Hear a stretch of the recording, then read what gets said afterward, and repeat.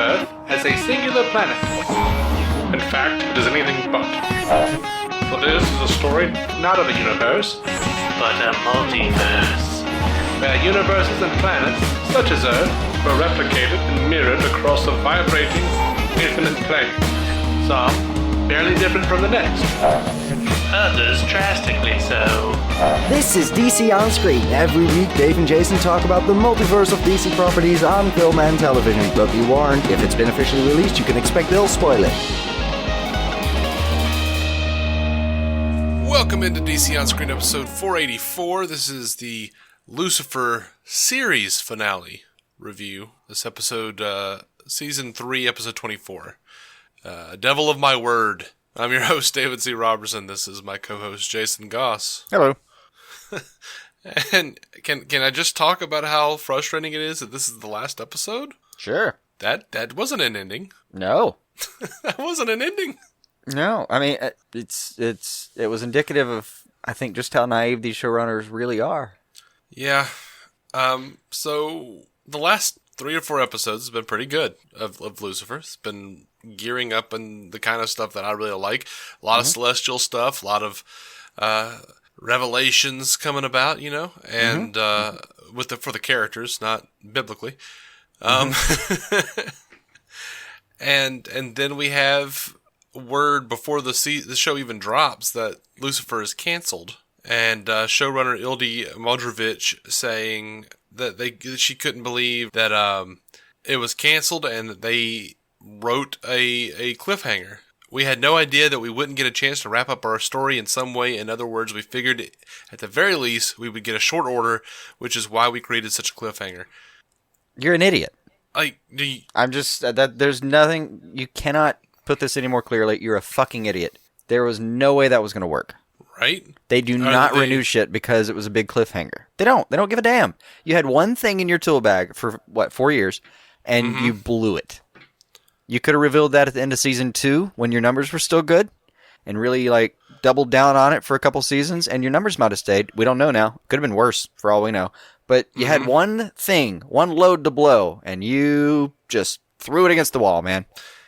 Yeah, and before you guys, any of the listeners out there get mad at us for blaming the showrunners, even the showrunners blame themselves, and not Fox. See, it's comforting they can learn. Yeah, that was just stupid. That was just so stupid. Disappointingly stupid. I had hoped, because I knew it was getting canceled. Well, I mean, not new. I was pretty sure. Yeah. And then went to, we finally got the news, and then we saw the episode, and I was like, please let them have written in something that works as a coherent ending to the show. And then I saw that little piece of dialogues yeah, we wrote it in a cliffhanger. Oh, fuck yourselves. Oh, come on. Mm-hmm. But yeah, it's frustrating. It is very frustrating. I've spent, a fair amount of time watching this show. I would like an actual ending. Oh, I just wanted to wrap up. And I'm only slightly gratified by the fact that she does understand now. But it's just an insult. It just felt insulting. I'm insulted that they thought that would work. I'm insulted that they thought I would care for 4 seasons. And the only thing I can give them to their credit is that I did at times forget that was something that she should know, or that she should have figured out, because they write her as a perfectly intelligent person, and then there's just this blind spot that the show sometimes walks away from so hard that I forgot it was a problem. Mm-hmm. And if they know, if somehow they knew that they were so far off and that I didn't care so hard that I didn't care about that anymore, I don't know, maybe they knew that, but it was just a stupid thing to tease for that long. Just dumb. And it's this thing about procedurals that we don't like. It's one of the reasons we don't enjoy them, is takes, Castle 7 seasons for those two to actually kiss, and good Lord, how long did it take Bones to do something, and that kind of thing. You have this one thing that you're supposed to build the show around, and it's just Willie won't shoot. It was annoying, man. Really annoying. Yeah, and it's been driving me nuts all this time, because I felt like it was stretched, and I've read where Henderson and Modrovich were talking about how the writer's room was split on whether it was time for Chloe to find out. I'm like, dude, it was a stretch when every damn body else on that show found out. When he finally showed himself to the therapist, to Linda, and she was like broken inside for a couple of episodes. I was like, finally, this has been like a year and a half coming. Yeah. Like, she should have figured this out by now. He has been actively telling Chloe. It's not even like how could she not see that this is, Supergirl or something? You're Lena Luthor. How come you don't know? No, he's literally telling her, I am the devil. Yeah. God is my father. She has walked into rooms where he has thrown a man across the room with one hand and just been like, well, I guess baby under a car, mother strength, I guess. I don't know. You remember the pilot? You remember the pilot where Chloe's looking at footage of Lucifer like running around throwing a dude and just destroying a room. And then like she took her stupid pills. Yes. For 3 years. Yeah. So I wish we knew that. I wish everyone knew the half of the writer's room. Everyone on that half of the writer's room that was like, it's not time for him to not. No, you don't need to work ever again. Yeah. The half of the room that was voting that they should keep that going, I fully endorse the idea that they never work again. I would like them blackballed. No, I mean, they're as far as Fox is concerned, a lot of people are mad at Fox. I'm not mad at Fox. I'm mad at the showrunners because have you never seen what Fox does to TV shows? Yeah, I mean, that's just their history. But that's part of the reason the showrunners should have known that, is we all knew this about Fox. We all know that's what they do. They don't let things wrap up. They don't have a plan. They don't release the episodes in the order you chose, or even that season, as Lucifer learned. Like, how did they not know? I know, right? I mean, Adventures of Briscoe County Jr., Time Tracks, Firefly, Futurama. You had to have heard of some of these guys. The Critic, Harsh Realm, The X-Files again, The Lone Gunman. Surely this is on your radar somewhere.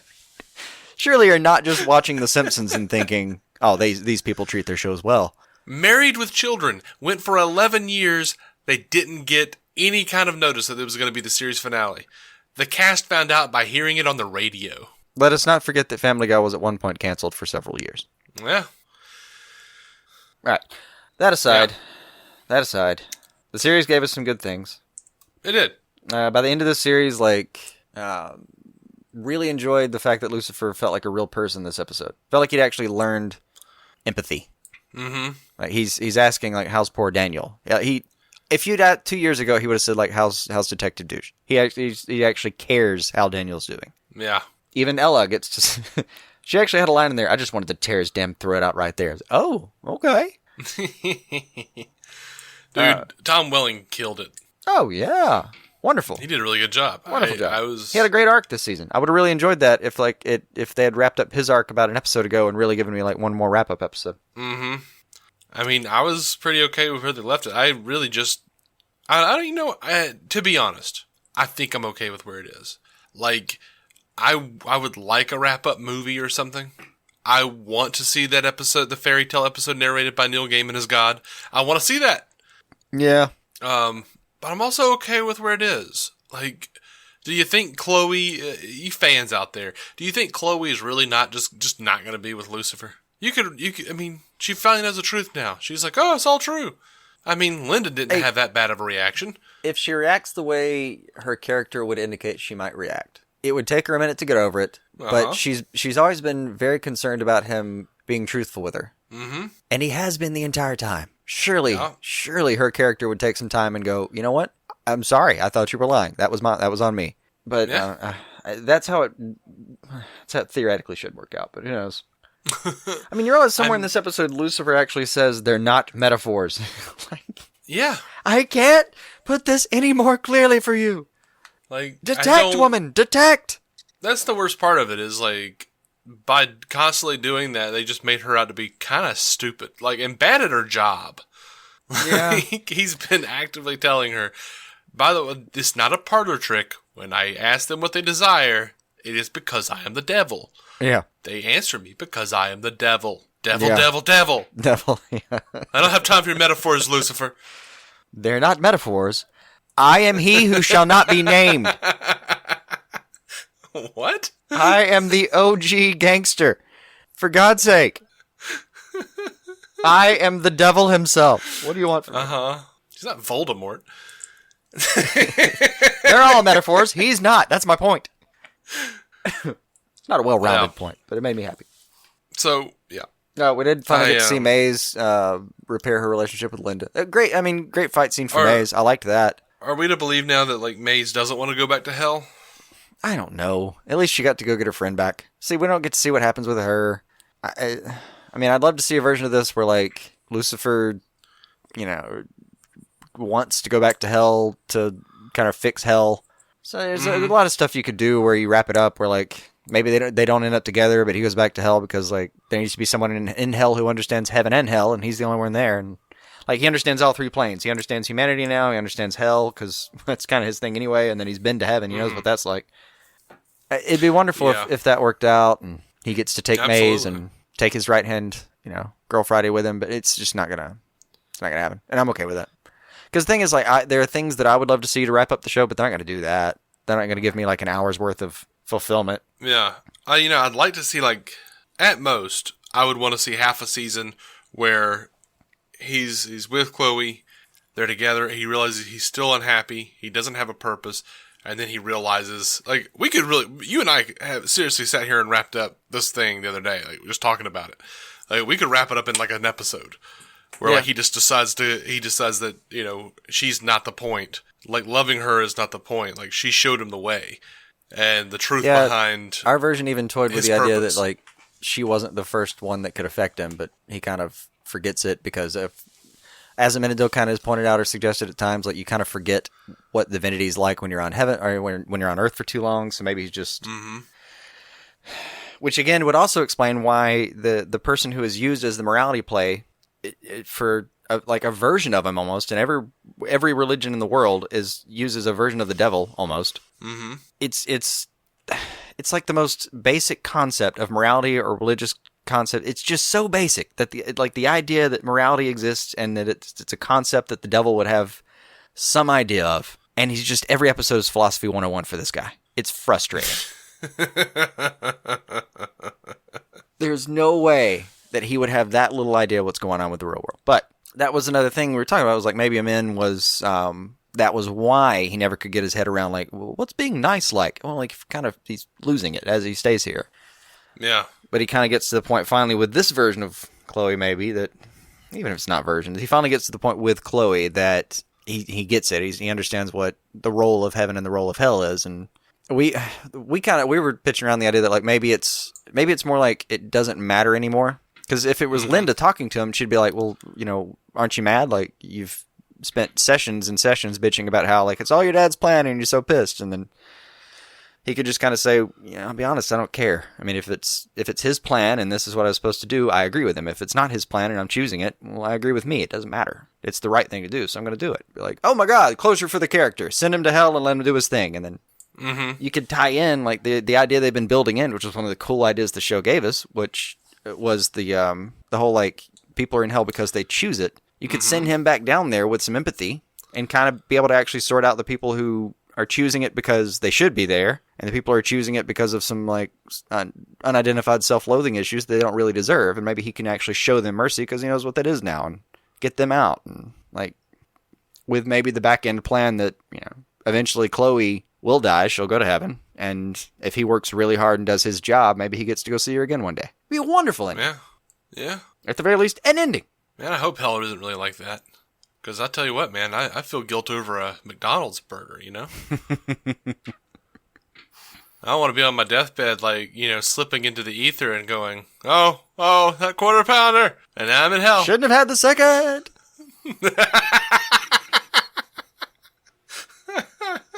And then you go to hell, and it's just like you order, they hand you your food, you scoff it down, drive around, order again, they hand you your food, you scoff it down, order. That's it. That's hell. Yeah. Just endless Taco Bell quesadillas over and over again. Oh, no, that would be heaven. I love Taco Bell. And they are not a sponsor of the show. But you know what? If they messaged me, I would be like, hell yeah, let's do this. I love Taco Bell. Yeah. Unrelated thing entirely. I know a guy who has never called Taco Bell anything other than Taco Hell, and I see him eat it twice a week, and every time come and describe some, like, ungodly amount of gastrointestinal distress. Like, the stuff I would really rather not be shared with me, and then go back and do it again. I think he actually might be in hell. Like, I think he's maybe doing the thing you're talking about. No, man. It's like, you know what? Which is worrying me now. I'm wondering what loop I'm stuck in that I haven't recognized, and maybe I can get out. I don't know. I sometimes my stomach will hurt like really bad. Like I'll just have like a couple of days where I'll feel bad, and I'll say like, "What's wrong?" I've tried to figure it out, and then I'll go, "Oh, I haven't had any Taco Bell," and I'll go get me a couple of tacos. You know, right as rain. I feel great. That's beyond my reckoning. Completely beyond my reckoning. Yep. Should definitely call Dr. Steve and ask him about that one. Nope. We're not talking about this beyond this episode. That was the amount of truth I was willing to confront about that particular thing, and we're moving on now. Yep. We're at maximum truth. I'm happy that it looks like Amina Deal's wrapped up, Charlotte's wrapped up. They had a good ending. I had some tears out of that one. That was good. Yeah. It was a good scene. That was good, yeah. Dan is sad, but he seems to be pretty wrapped up. I loved his throwing shit and breaking a table scene, because, who among us hasn't done that? Well, me, but okay. Oh, I get angry sad. I get angry and want to throw things at something sad. I have, but I've always had too much common sense. Like, I've had just too much sense. Like, it does. Look, trust me. If I can guess, what really happened to Den's head was he started to throw that, and before he even left his hand, he was like, "This is just not going to work out." But we're doing it. Like you regret it before you even finish being like, before you finish the beginning of the destructive part. Before there are any consequences, and you're already seen it, but it's too late. Yeah. When I've been angry, sad, I'd like look around for just a little too long, and then wind up picking up a pillow and throwing it on the bed, which is not very satisfying. I'm like, you know what? I'm going to be really... Because I'm like, even as I'm angry, sad, I'm looking around going, you know what? I'm going to be upset if that Batman breaks. I admit, though, it's one of the nice things about living in an old house, is every now and then you have a moment where you look around and like you just like are so angry or angry sad that you're like, I just want to break something. And in an old house that needs a bunch of repairs, you can look around and be like, that needs to be broken anyway, screw it. Today. Mm-hmm. We're demoing that wall right now. Yeah, but I have like stuff on like every wall. So. I know. It won't work for you. There was a great bit where it wasn't even a bit. It was real life. But it was when I lived with Matt Carroll of the MCU Cast, Marvel Cinematic Universe podcast. We were sitting on the couch, and he was like trying to be funny and mimic that scene where the person gets mad and throws like a beer bottle at a wall. Right. And I saw him like. He like goes to throw it. It wasn't a beer bottle. It was like a cream soda bottle, and it had cream soda in it. It was like halfway full, which is a crime unto itself. But yeah. I watch him like catch himself in his head. He goes to throw it and realizes that it's like a wall full of DVDs. I watch him catch it for like a split second and then like re-aim and throw and freak out because he just threw it and it like hit his computer in the wall. He was like, no, that was the thing that was even more expensive. He committed to the bit. He did. He's just like, no, gotta save that. How about there? Oh, no. Poor thing. I've done that one, for sure. Oh, for sure. Anyway. That's where I learned to repair sheetrock, though. I forget how old I was, like 12. I don't even remember what I got mad at. Probably a video game. It was like, this is bullshit! And like punched the wall, and as soon as my hand went through, I was like, well, one, I'm glad that wasn't a stud. Two, I'm going to see how much of this I can repair before my parents get home. Might mitigate the anger. Mm-hmm. It helped a little. Well, that's just when you just have a sheepish look and they go, what happened? And you say, I'm not very well coordinated. I tripped. The elbow went straight through. I don't know what to tell you.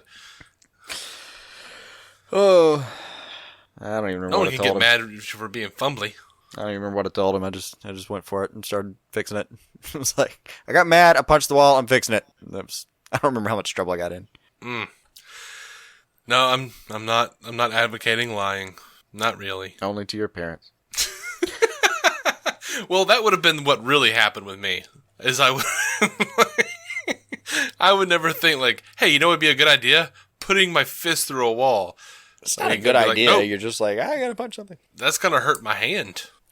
Dude, I assure you, I know this doesn't reflect on me well, but every restaurant I have ever worked in, and there are many, somewhere in the walk-in door, there is an imprint of 4 knuckles that will match mine perfectly. Mm-hmm. Every single one. Yep. I think I crushed soda cans. Not bad. Yeah. I'm very aware of what's going to hurt my hand. Oh. I'm very afraid of I'll be honest, after a couple restaurants, that didn't hurt anymore. That got to the point where I would just get mad, punch it, and like be mildly bruised maybe the next day. I guess I just figured out the most economical way to punch a walk-in door.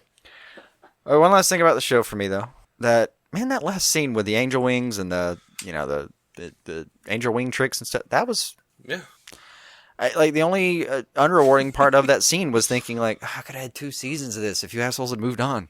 Mm-hmm. But it was... you say it sounds like a Letterman bit. Dumb angel tricks. Yeah. They were great angel tricks, man. I loved it. Like, I got like, excited. He gets all, like, infuriated and his wings pop out to save Chloe. I was like, this is the thing I wanted this 2 years ago. Minimum. Or maximum. Oh, yeah. But what are you going to do? Overall, I think it's just gone. It's not coming back. Yeah, I don't think it is. Like, it was, from what I understand, a kind of an expensive show to make. Oh, yeah. And, I mean, they moved it to LA for some cuts, but that apparently wasn't enough. Yeah. And it made sense to cancel it. I mean, they were still, like 50 episodes or so away from the magic number? Oh, yeah. They needed a good 45 episodes, I think. Just to get to 100? Yeah. That wasn't going to happen. Because they were only averaging like 3 million, I think. 3 to 4 million, I think, is what they were bouncing around in, and that's not enough for... They couldn't even... Like, I'm sure it occurred to somebody, like, what if we just throw it on Friday night and see how it does? And, no, not for the money it took to actually make it. Yeah. The show did have a theme it left us with, though. Much like Constantine left us with the magic has a cost. Uh-huh. The theme left us with, you get what you feel you deserve. Hmm. Every character I can think of, it applies to them. They all, like, box themselves in one way or the other. Yeah. And, apparently that's how hell works, too, so there's a big, big thing in that universe. I have literally nothing else. All right. I mean, parts of this I enjoyed, but man, like, seriously, on my page of notes, the last 2 words are just double-lined, fuck you, period. Wow. I was just so pissed that was how they thought they were going to save the show. Yeah, it's frustrating. It's insulting. It is really annoying. Like, have you never... Like, I just don't understand how you never look and see, like, what else has happened. Like, I don't know what lives these people lived that they thought that was a good idea. I have no idea.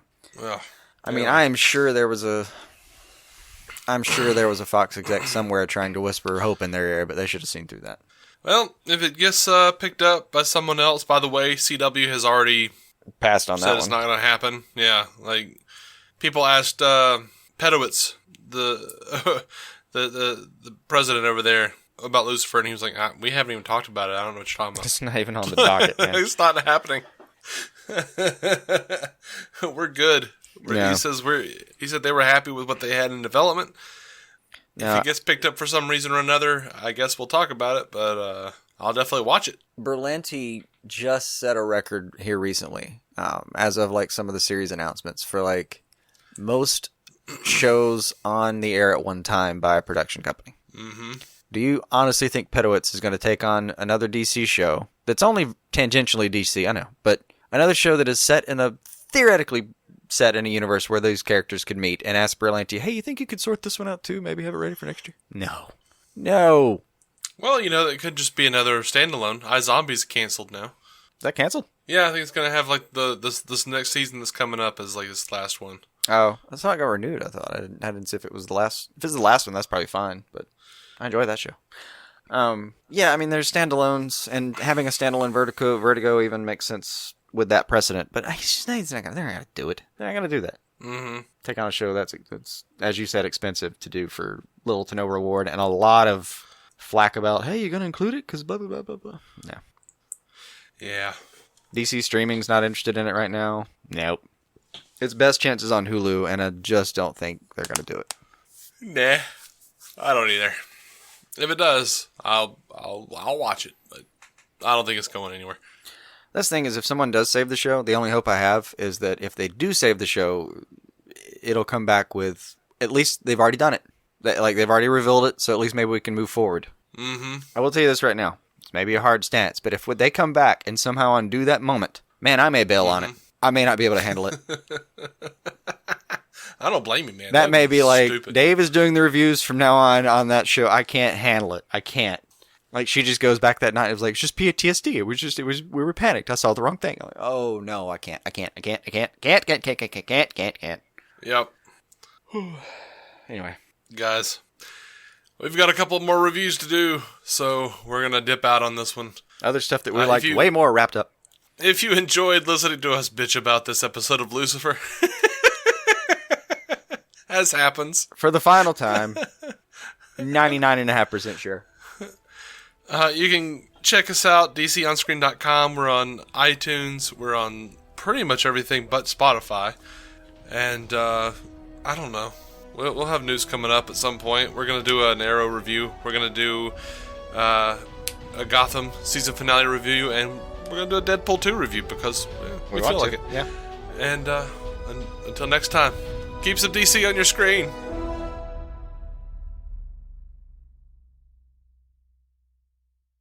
Our opening narration was from Dan Jurgens' The History of the DC Universe, Part 3 of 10, as featured in DC 52, Week 4. It was performed by me, David C. Robertson. Intro music by Jason Goss and Michael Shackelford. Michael's band, Future Elevators, could be found on Spotify or future-elevators.com. Our introduction was performed by Effie Ophelders of the fantastic podcast Stealing the Remote, which lives on SoundCloud.